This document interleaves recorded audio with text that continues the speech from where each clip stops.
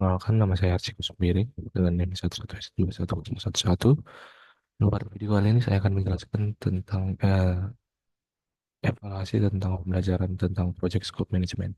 Nah, Project Scope Management itu adalah konsep dalam manajemen proyek teknologi informasi untuk manajemen lingkup dari sebuah proyek. Seperti kita tahu, sebuah proyek itu harus memiliki sebuah scope atau sebuah lingkup supaya kita tahu area atau batasan di proyek itu akan dilaksanakan. Berikut adalah tujuan pembelajarannya. Nah, berikut adalah ringkasan dari eh, bab project scope management ini. Dari project start sampai project finish, ada beberapa prosesnya: initiating, planning, executing, monitoring, dan closing. Nah, jadi secara konsep, scope management itu artinya, seperti kita tahu, di dalam project itu pasti ada scope-nya, karena eh, eh, proyek itu merupakan sebuah hal yang kompleks di mana dan di dalamnya terdapat banyak individu-individu. Setiap individu pasti memiliki pendekatannya masing-masing dan perspektifnya masing-masing. Pasti setiap individu mempunyai keinginan yang ini mau yang begini, yang ini mau begini, dan kadang saat pelaksanaan proyek tersebut, pengerjaan proyek tersebut, eh, cenderung biasanya individu itu jadi nggak jadi istilahnya kemana-mana gitu, nggak ada lingkupnya dan nggak ada fokusnya. Jadi scope ini artinya itu untuk menetapkan fokus dari proyek ini di area apa saja, yaitu meliputi apa yang termasuk ke dalam proyek tersebut masih sejalan dengan kebutuhan apa dan apa yang tidak termasuk. Jadi saat pelaksanaan, jika sudah menyentuh hal yang di luar area tersebut, tidak masuk itu, maka itu bukan lagi skopnya, jadi tidak perlu dipercayakan. Nah, 6 proses utamanya yaitu planning scope management, collecting requirement, defining scope, creating the WBS, validating scope, dan controlling scope. Yang pertama itu planning scope management. Yang pertama selalu pasti diawali dengan perencanaan terlebih dahulu. Harus direncanakan manajemen lingkupnya itu bagaimana.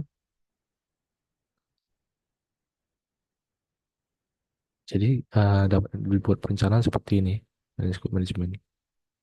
Inputnya apa, toolsnya yang dipakai itu apa, dan outputnya itu bakal bagaimana diestimasi. Kemudian yang kedua itu collecting requirement. Requirementnya itu kebutuhan dari proyek tersebut. Seperti yang saya jelaskan tadi, yang masuk ke dalam skopnya si proyek ini adalah yang sesuai dengan requirementnya.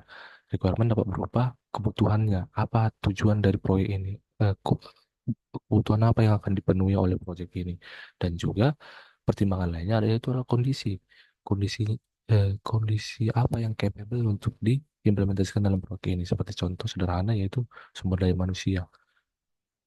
Kita harus mempertimbangkan eh, sumber daya manusia itu batasnya itu sampai mana, keterbatasannya sampai mana, daripada kita membuat scope yang besar tapi ternyata di luar batasan kemampuan sumber daya manusianya, jadi ujung-ujungnya tidak terlaksanakan juga.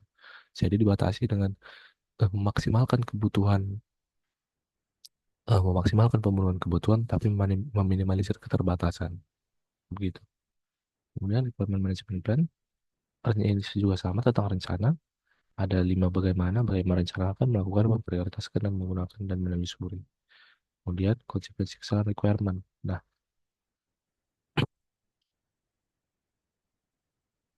requirement eh, requirement itu adalah hal yang sangat sensitif yang eh, jika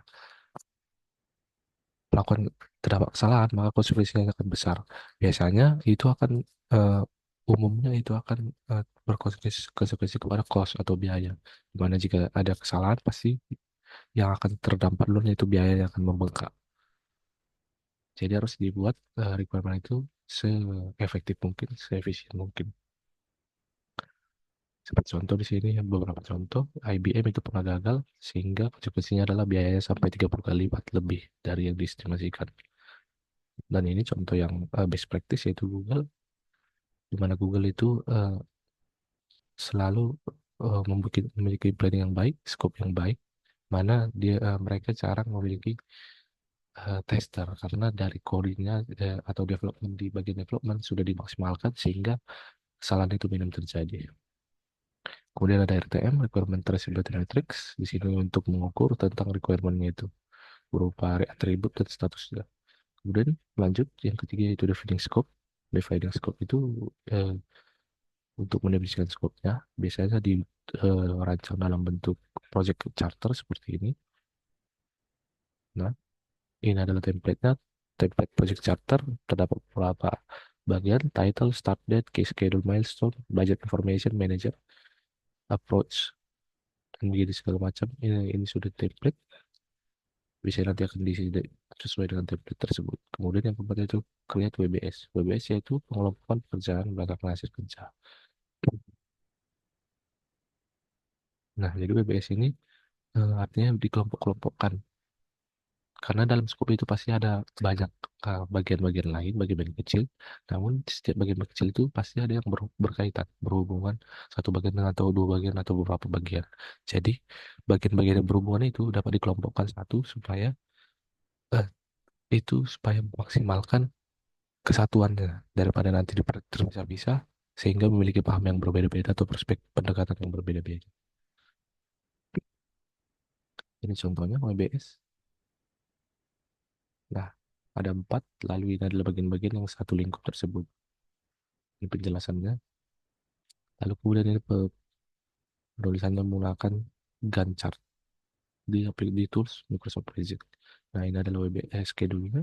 Gantt chart itu karena membahas tentang schedule, dan ini adalah WBS-nya, pembagian-pembagiannya. Yaitu ada initiating, planning, execution.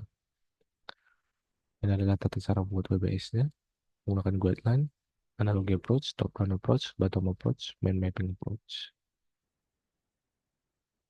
Ini juga dapat digunakan dirancang dalam bentuk mind map, jadi seperti ini.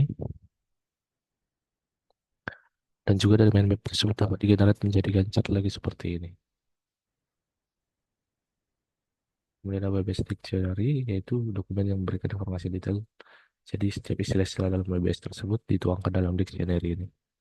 Kemudian selanjutnya yaitu validating scope. Validating scope ini adalah memvalidasi cakupan tersebut apakah sudah memenuhi kesepakatan, kebutuhan, atau mempertimbangkan keterbatasannya. Nah, jadi eh, s- untuk lebih jelas, cakal eh, cakupan terlalu luas, maka proyek terancam gagal karena itu validasi selalu dibutuhkan.